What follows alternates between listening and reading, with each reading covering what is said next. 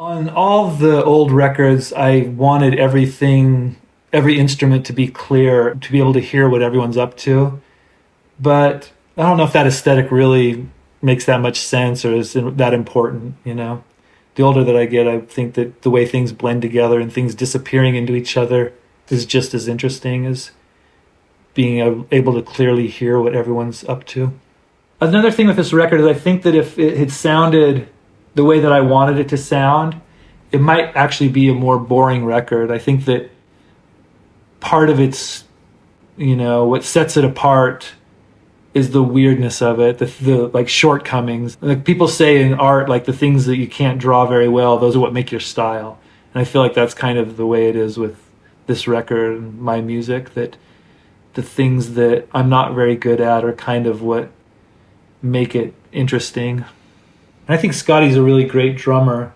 I always kind of wanted to push him into being more of a classic rock drummer and putting in more rolls and stuff, and he always kind of thought that was sort of show-offy or something.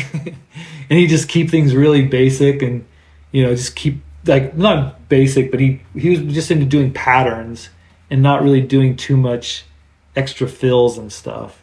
And I think that gives it I think that's a really cool part of it, that at the time I was a little disappointed, but looking back at it, I think it gives it it's another one of the weird things about it that makes it interesting.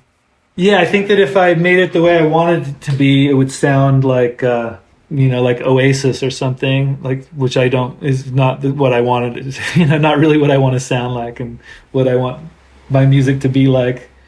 But I think it would have just been more conventional, like a more conventional sort of big pop production,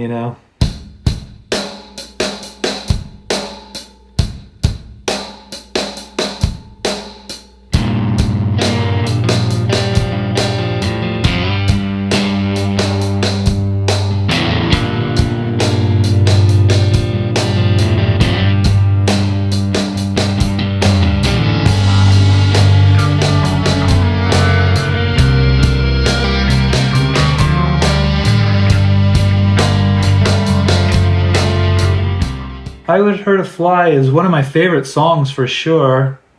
It seemed like it kind of came pretty naturally as a written song. It's kind of based on sort of a weird chord shape. Sometimes that's enough to make a song interesting to me. I don't know. I was kind of imagined it like a lounge song or something, or not a lounge song, but Tony Bennett or something singing it. Like it kind of reminds me of that sort of a song.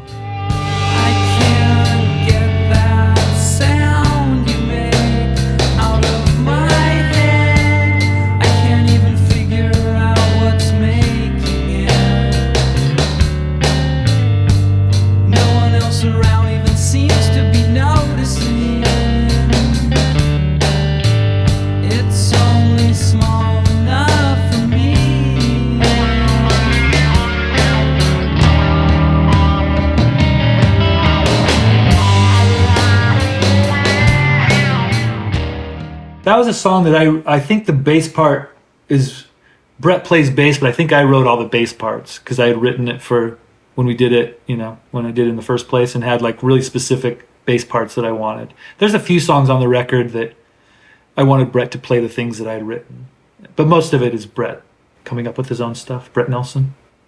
It was one of the songs, I guess, that we needed some help. So John McMahon and Brett Netson came in to help that song out a lot. John has that incredible cello solo with really kind of strange dissonant notes and stuff. And then Brett has his wah, kind of bluesy wah, helped the song a lot. It feels like fingernails across the moon.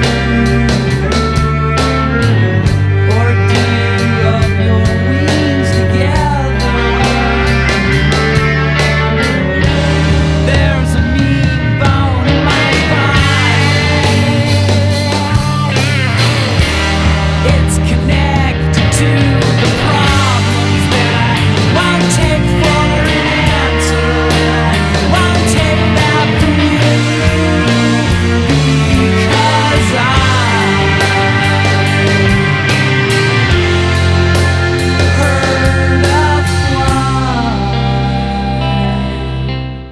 kind of a little bit of nonsense, and just, you know, obviously a really kind of obvious turn of the phrase, you know. The lyrics I like the best are the "Let you go to sleep, feeling bad as me." Those are the lyrics that I thought were really good. That, to me, that's the most powerful part. I liked that part too because, again, it's the chord shapes. Then the chord shapes that are that song are the main part of this song, and then it's a variation of those chord shapes that came up with that really pretty chord progression and melody. You know, sometimes I, you know, stumble across something that just sounds really nice to me, and that's one of my favorite ones. Let you go to sleep, feeling bad as me. Let you go to sleep, feeling bad. I think actually another reason why the songs became kind of longer and ambitious in that way was because I felt like I had certain parts that didn't warrant making a whole song out of, and so I'd stick them into a song, and a lot of them grew into long, drawn out, weird songs, just because I didn't think any of the parts were good enough to carry a whole song. But you threw them all together, and it made this interesting kind of almost collage kind of song. 'Cause I